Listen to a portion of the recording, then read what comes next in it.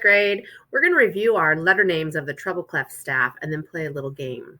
So we want to review, and before we begin reviewing, we need to just review, and I know we've gone through this before, but we're just going to remind you that each staff has 5 lines. Count from the bottom, 1, 2, 3, 4, 5, just like our hand, and 4 spaces, 1, 2, 3, 4. Old news, right? We already know that. This piece is called a treble clef.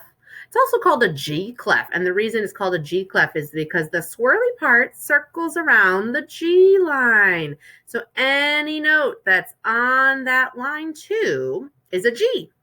And so we remember that as a G. We have to put that safely in our memory, okay? Now, from the G line, we can remember and we can figure out any other note on the staff. But first, let's review the musical alphabet, okay? As you know, the musical alphabet stops at G and starts over with A again. So there is no H, there is no I. And then you'll notice that G and A are next door neighbors, right? So A, B, C, D, E, F, G, A, B, C, D, E, F, G. It never stops, it keeps going.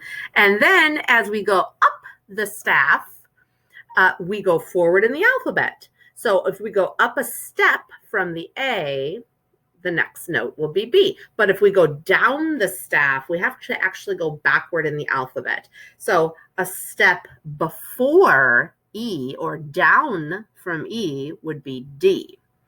The part where that gets a little tricky is where you cross that G and A line. So a step up from G is A. A step down from A is G. All right. When we move by stepwise motion, as you know, it goes from one line to the very next space. You can see it's moving by steps here. Okay. Here's going down. We always go left to right, but we're moving in a stepwise motion here. And then we add that ledger line at the bottom. So if this is a G, the next step up would be an A, because that's the next step in the musical alphabet. And then B, C, and so on and so forth. All right. If we go down, now we go backwards in the alphabet. That's where we add the ledger line, right? All right. So in order to remember the letter names, so one of the ways you can do that is you can count all the way up. If you have a note that's up here on space 4, you can go G, A, B, C, D, E. Sure, you can do that, but it takes a long time.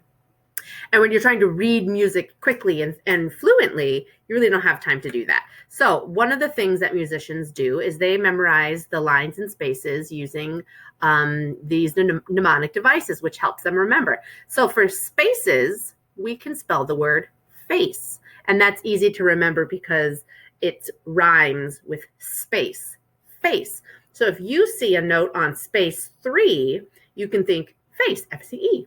That's an E. It's a lot faster. It's a lot easier than counting up every single stepwise motion, okay? For the lines, there's lots of ways that you can remember. The letters are E, G, B, D, and F. Here's one. Every Gerber baby dribbles food. Gerber being a baby food brand. Elvis's guitar broke down Friday. Every good boy deserves fudge. I did. Every good boy does fine. That's what I learned when I was a little girl.